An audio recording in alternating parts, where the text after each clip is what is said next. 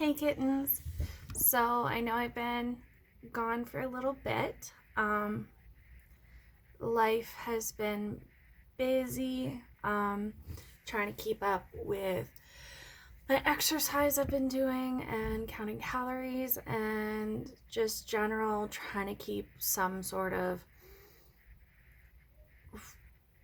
schedule day to day in all of this because it can be tough to be inside all the time.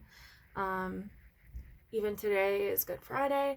I usually go and spend today with my brother and my dad, and we go to a car show and we go to Red Lobster, and that's just not happening this year because we can't. But they were sweet enough to drop a care package off at our door today, and I really appreciate that.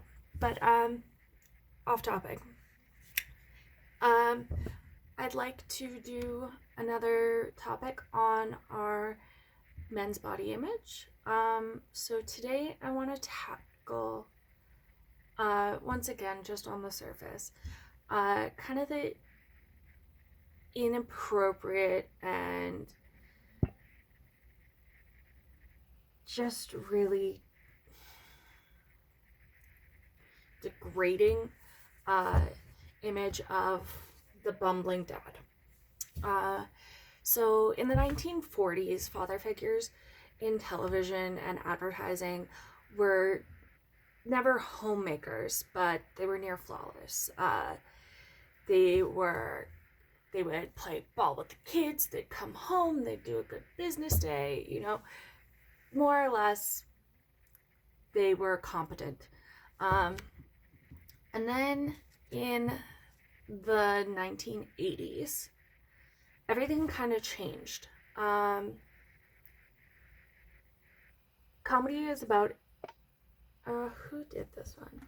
According to Kevin Metzger, comedy is about inversion, taking people who are in authority and control and making them the butt of jokes. So in a society that's been dominated by men, comedy is naturally going to play against that. And that's completely reasonable. We always want to be punching up with comedy instead of punching down. If you guys don't know that term, it means just not picking on someone who's less fortunate and not going after someone who's not in a category that you would consider, oh my gosh, my words today, not in a privileged category. So people of color, women, people with disabilities, that kind of thing. So that was from a CNN interview he did.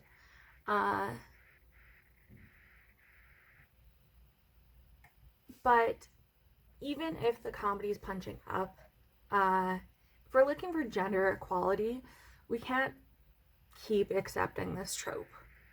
This stereotype rejects the concept of a competent male caregiver. We need every bit of normalcy we can in the fight for single fathers in custody battles, paternity leave, and a woman's right to choose to be the breadwinner in a household. These stereotypes of how a family should run really limits our ability to accept that a family is whatever you make it. A couple that's childless or has a pet is still a family. A queer couple is still a family. A single parent and child are still a family. But yeah, if I didn't make it clear enough what the bumbling dad is, think of Homer Simpson, Peter Griffin, any of the commercials where dad's given a baby and doesn't know what to do with it.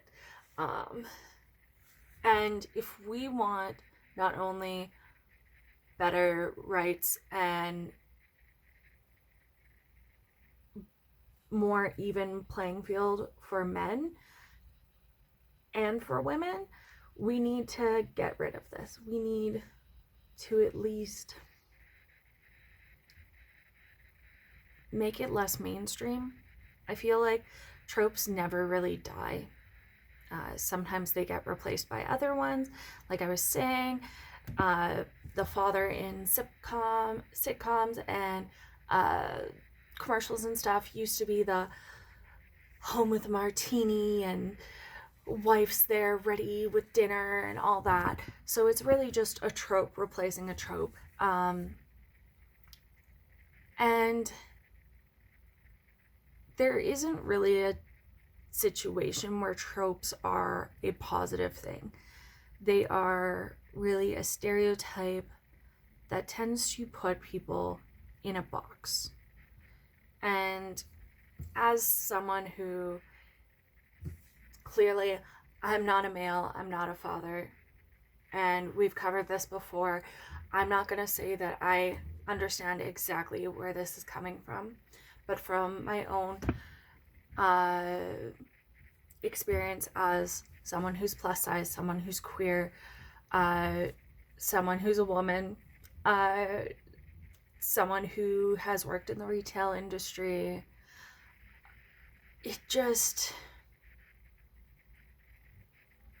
it really puts you in a box that you're worried that that's where you are. I think the most intense one, honestly, for me was the fact that I was a retail worker. Even though I was management for a lot of my career there was a lot of people suggesting it wasn't a real career, or that it was just someplace I was for the moment, or I was working the equivalent job of someone in high school working part-time. And it really got to me. And tropes aren't terrible. Like, we can't really avoid them. They're going to be here forever. And honestly, the retail trope was part of what got me to go back to school. And I'm not going to say retail is a kind place where you're dealing with good things. Retail workers right now are having to be considered essential workers and put themselves in a lot of danger just to make sure that the rest of us have what we need day to day. And that's absolutely amazing considering what retail workers have to go through in the first place on a daily basis. So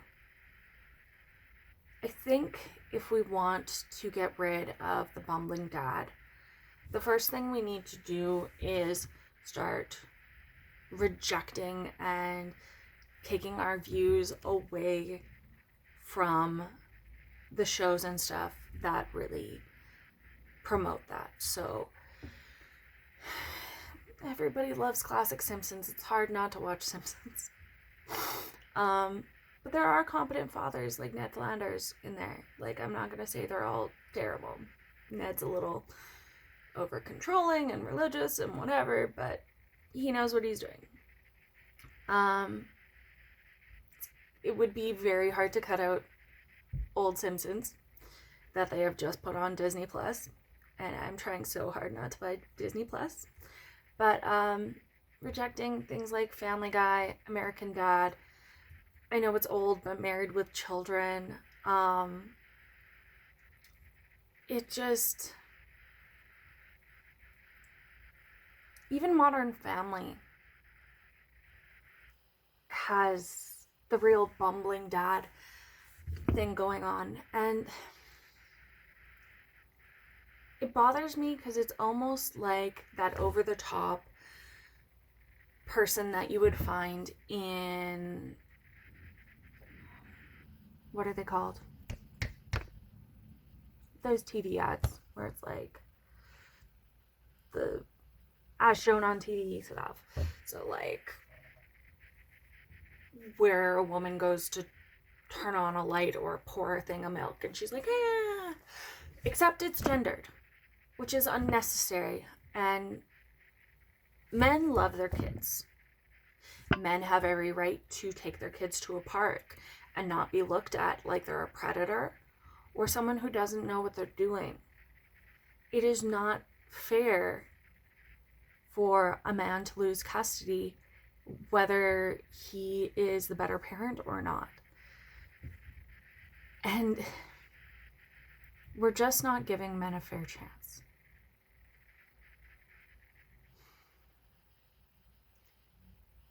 I understand, once again, that comedy has to punch up. But if we want equality, we need to stop fighting each other in these kind of ways. We can do better. There are enough things in life that we can make fun of, and we can make the butt of jokes, and we can honestly satirize, that we don't need this anymore. And I know it's become less popular, but honestly, that interview with Kevin, what's his face? Let me see if I have the date on here. I'm just looking at my essay stuff. I don't have the date on here, but I believe it was 2016-ish, and that's just too recent. We're better than this. Our media is better than this. I'm gonna try to cut this off here. I feel like I've been bumbling about the same thing. I'm gonna try to record a couple things today since I haven't been recording as much lately. While I have the time, I'm just kind of using it as a reward for doing all my biology studying, which I really hope I pass this class. I really need this class. My other classes, I'm really not worried. They're take-home, open book exams, and I've got 80s in both of them. So I'm not concerned about those, but my biology exam, I am going not down a great direction. Anyways, enough about my school. I hope you guys, I don't know if that's something that you guys have ever been bothered with or bothered by or anything. But I don't know. I just think we're better than this. It might be a topic no one cares about, but it also could be the change we need. I love you guys. Have a good one.